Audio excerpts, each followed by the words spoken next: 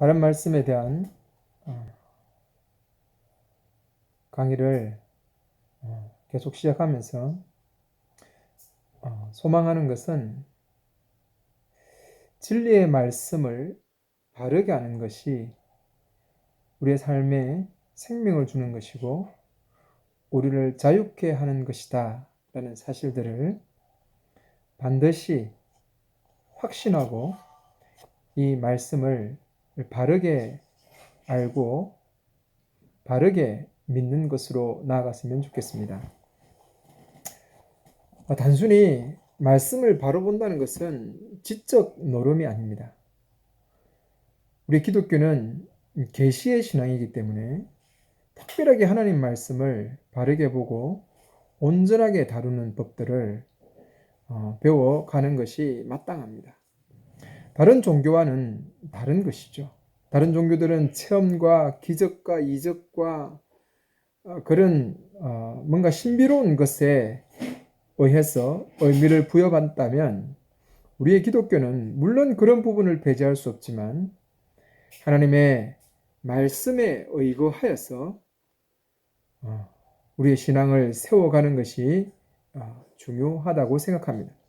물론 모든 사람들이 다 하나님의 말씀을 바탕으로 살아간다라고 이야기하고 말씀으로 바르게 이해한다라고 생각하지만 우리가 좀 더 깊이 있게 통찰하고 바라보는 작업을 통해서 바른 말씀이 무엇인지 우리가 좀 더 깊이 알아봐야 되겠습니다.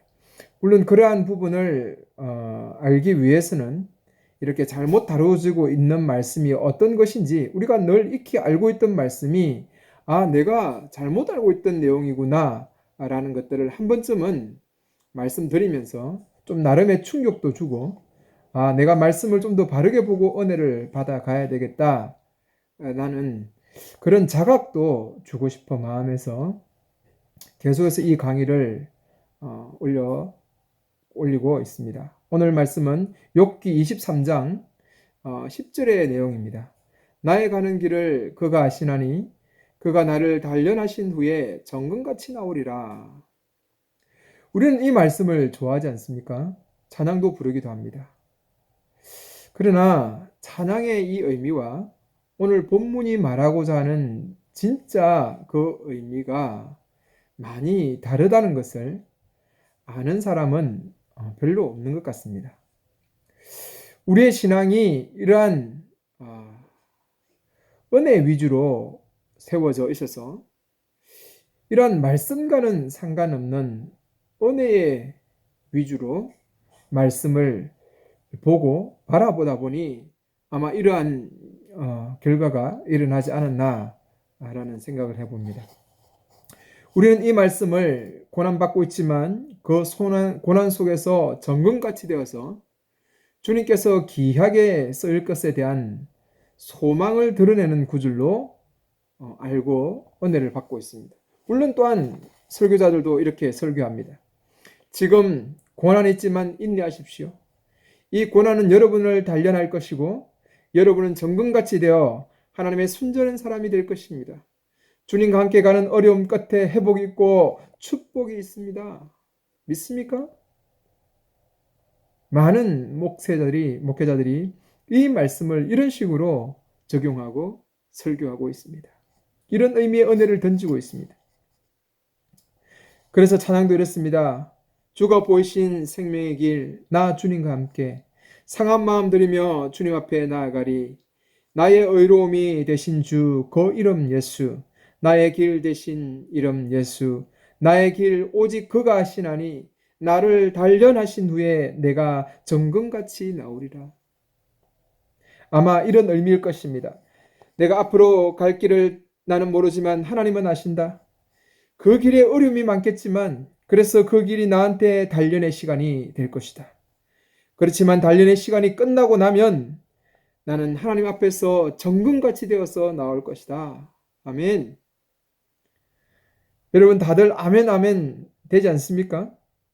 그러나 이것은 아멘으로 받아야 될 그 계시의 말씀은 아닙니다.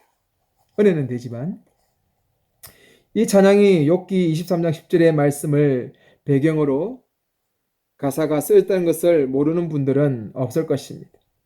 또 찬양을 통해 가사의 은혜 받으신 분들이 욥기를 읽다 보면 문맥이 어려워서 무슨 말인지를 모르지만 찬양을 부르던 익숙한 구절이 나오니 이 구절을만 가지고 은혜를 받고 생각하면서 자신의 처지에 이 말씀을 바르게 적용하다 보니까 이런 오류들이 생긴 것입니다.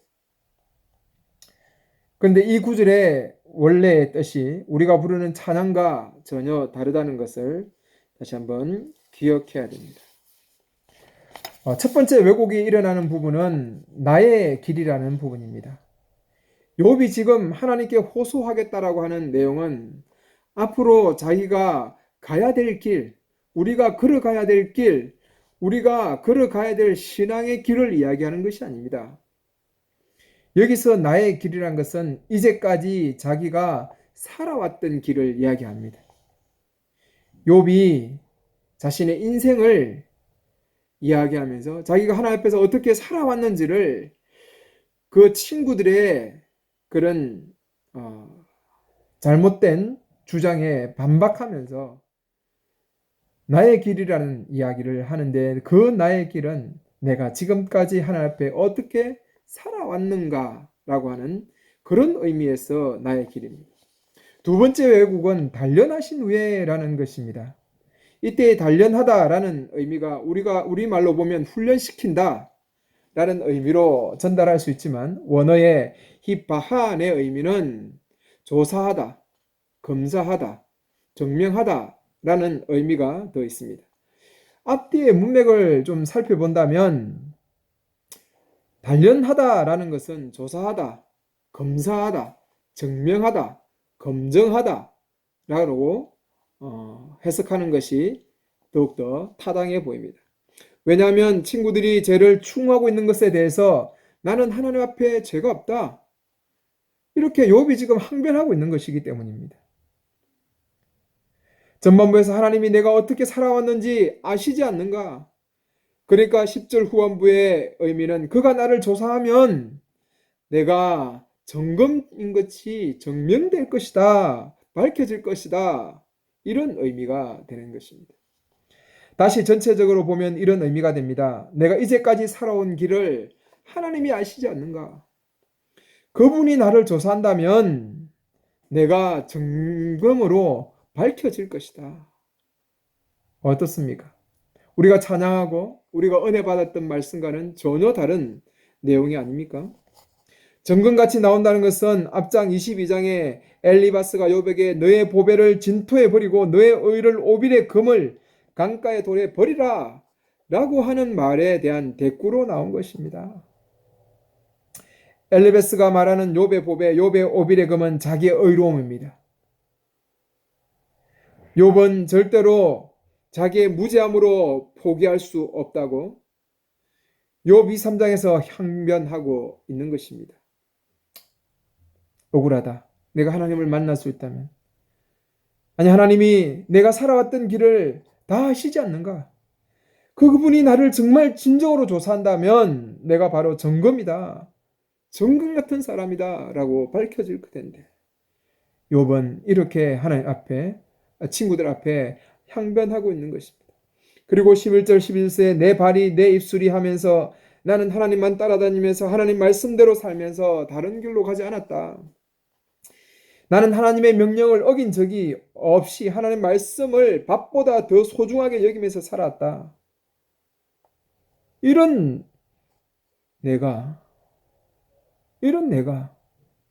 이러한 말씀으로 연결되는 것이 자연스럽지 않습니까? 우리에게 필요한 것은 좋은 해석이 아니라 바른 해석입니다. 좋은 의미의 은혜스러운 해석이 아니라 바른 해석입니다. 아무리 좋은 의미로 해석하더라도 그것은 진리의 말씀을 가리우는 거짓된 은혜가 되어서는 안 될 것입니다. 너무 은혜 위주로 성경을 읽고 구절만 또 떼어서 읽고 설교하다 보면 이런 어처구니 없는 말씀들이 생겨나고 이런 설교들이 판을 치게 됨으로써 말씀이 자유를 주는 진리의 말씀이 사라지고 나중에 은혜로운데 진리가 아닌 것들이 마냥 진리인 것처럼 가르쳐져서 우리의 신앙을 혼잡케 하는 것입니다. 영적인 세계에서 왜 그렇게 혼탁해졌느냐? 왜 말씀들이 난무하는데도 불구하고 신앙이 혼탁해졌느냐? 그것은 바로 이런 하나님의 말씀을 바른 말씀, 구수사적이고 역사적이고 문법적이고 문맥에 의한 하나님 나라의 관점에서 바라보는 이 바른 말씀을 보는 이 바른 말씀, 바른 해석들이 사라졌기 때문에 이런 오류들이, 이런 신앙을 혼잡케 하는 일들이 일어나고 있는 것입니다. 저는 이런 오류를 바로잡아서 바른 하나님의 복음을 세워가고 온전한 하나님의 나라가 말씀 위에서 세워지고 성도들이 바른 말씀 위에서 바르게 하나님 나라를 위해서 섬기는 그런 일이 일어났으면 좋겠습니다. 오늘 이 말씀은 단순히 우리가 힘들고 어렵지만 고난 속에서 하나님이 우리를 세우실 것이고 우리를 이끄실 것이고 그 후에는 우리가 정금같이 태어날 것이다. 정금으로 변화될 것이다. 라는 의미가 아닙니다. 여러분 이 말씀으로 그렇게 은혜 받지 마십시오.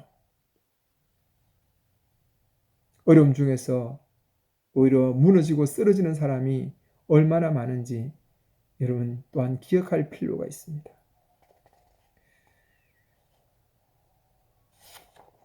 오늘 우리는 욥의 그 말씀을 기억하면서 하나님 앞에서 더욱더 의로운 사람으로 정금 같은 사람으로 정명될 수 있다라는 그런 놀라운 은혜의 소망을 품으면서 하나님 앞에서 더욱더 의롭고 거룩한 자로서 하나님 나라를 세우는 삶을 살아가는 하나님 백성들이 되었으면 좋겠습니다.